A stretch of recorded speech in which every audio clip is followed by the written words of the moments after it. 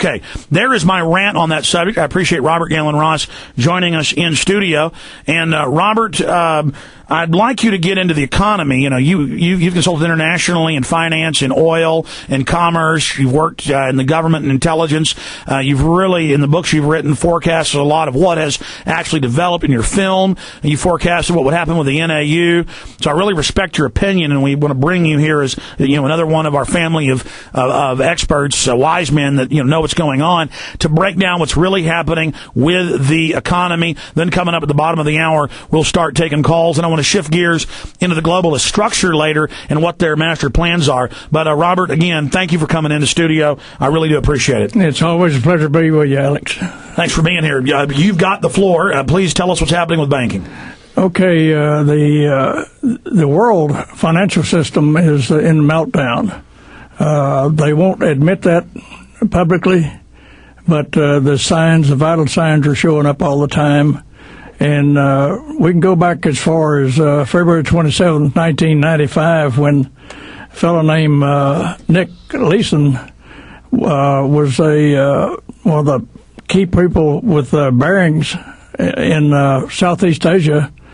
Barings, at the time they went under, was the Britain's oldest bank. And Leeson got to dealing in derivatives, and he crashed the company in a very short period of time. And Barings was a very large company at that time. And so this is how vulnerable they are. And I'm sure that all banks have put in safety valves and watch their people very closely to keep from being crashed like that again. But just recently, just late as March the 14th, 2008, Bear Stearns went under.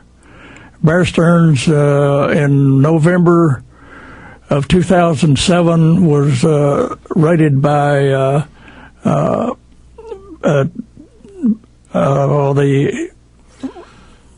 Securities and Exchange Commission, Goldman Sachs, at $118 a share, and so on. When they finally died in February, they were worth. They were bought out by J.P. Morgan Chase at $2 a share, and so this is how quick this can happen. Now there are others looming on the horizon. On May the 9th of 2008. The CEO of Citigroup announced that they were fixing to write off $400 billion of their assets. Now, to them, an asset is something like a mortgage or something like that. Most of these mortgages are worthless, and so that's the reason they're writing them off. And the first quarter of 2008. Citigroup lost $5.1 billion. The first quarter of 2007, they lost $10 billion.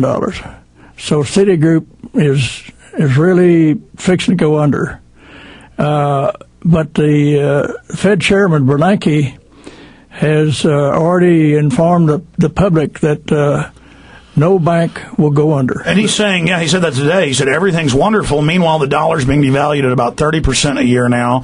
There are millions of houses going into repossession. People are walking away from millions others. There's a huge contraction even in retail, and the media is busy running around saying everything's wonderful. That's right, and they're saying that as a smokescreen, trying to hide what's really going on behind the curtain. And if you do a Google search for the MZM money supply, there's a chart on there that shows that the money supply is almost vertical right now. They're printing money like it's going out of style. Stay there. Robert Galen Ross will continue with what the global economic architects are up to. It is a big idea, a new world order. In the near future, Earth is dominated by a powerful world government. It's known as the Bill